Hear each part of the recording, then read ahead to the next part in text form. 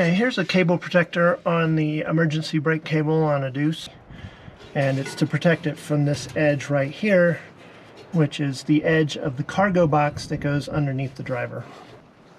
I have a deuce that needs a cable protector, but it doesn't have one, and I have a few ideas on how to make one that I think will be better. The first thing I'm going to do is I'm going to measure 5/16 in from this edge and 5/16 in from this edge and mark a line, and then I'm going to mark another line across 3/4 of an inch in from the end on both ends.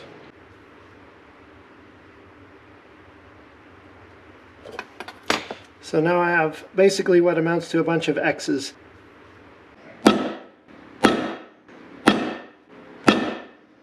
Alright, I'm now going to drill a 3/16 hole at each one of these spots. The exact size of the drill bit is not important because I'm going to be coming back with a larger bit in just a little bit.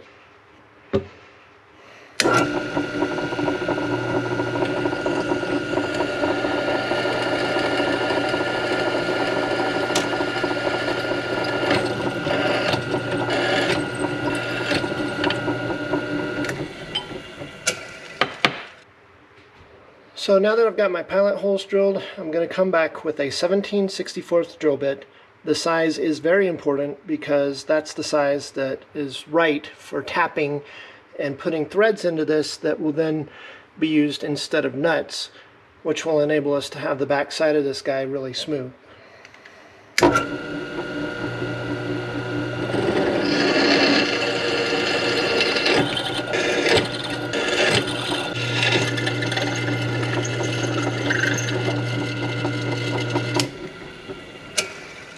I'll take it.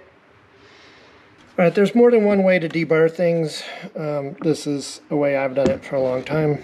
It doesn't matter what size bit you use as long as it is considerably larger than the hole. And another thing that matters, especially on softer materials, is the bit can't be all that sharp.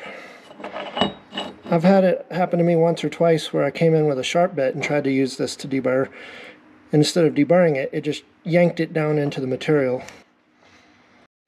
The next thing I'm going to do is I'm going to tap these holes with 5/16 18 threads. So I've got my tap already ready to go here. I sometimes can't believe that I restored 3 1960s Mustangs without having a tap and die set or knowing how to use one. I now have about 4 different tap and die sets, and I love them. I use them almost every day that I'm working on vehicles. Okay, I needed something to make my loops, my brackets with, that will hold the cable to these plates, and I didn't have anything, so I thought, well, I've got this discarded piece of copper nickel line, what if I just flatten it out? And I've already used it once and it was quite a success, so I'm just going to continue to do that. Basically, it needs to be just more than the width of the block. So there's a block. I don't even know what this is, but I found it in my little junk pile, and so I'm going to take it and use it to put a curve in this. I'm going to make it into a U shape.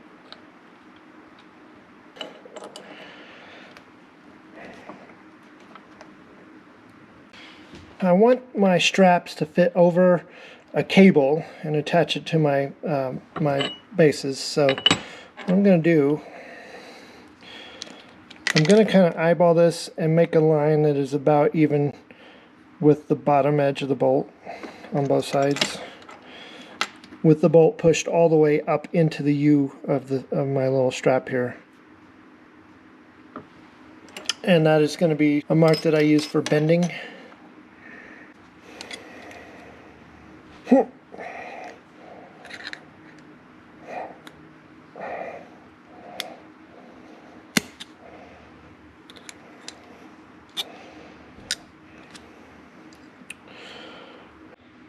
Alright, so these straps, I made them to each be about 3/8 of an inch longer than this bar is wide, and here are the bent guys. They don't go all the way to the edges, but they come close, They fully cover the holes, so I can drill holes in them and put bolts through them. One of the things I have to do here is try to keep the arch centered on the metal. It's more important that the arch be centered on the metal than if the copper is a little bit off to one side or the other.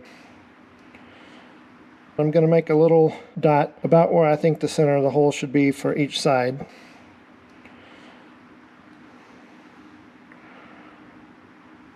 I am a fan of using a punch. I'm really trying to get these in the right position.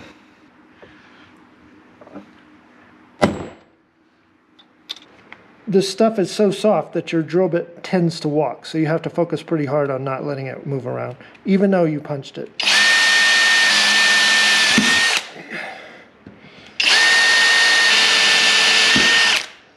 Now I'm switching over to the 21/64 drill bit.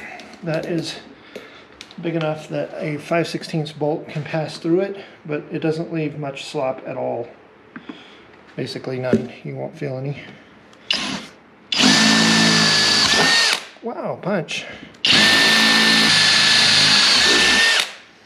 I don't know if this is visible on video, but on both sides it bent in a little bit.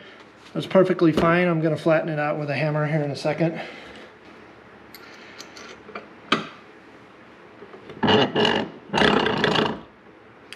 There's what that guy looks like.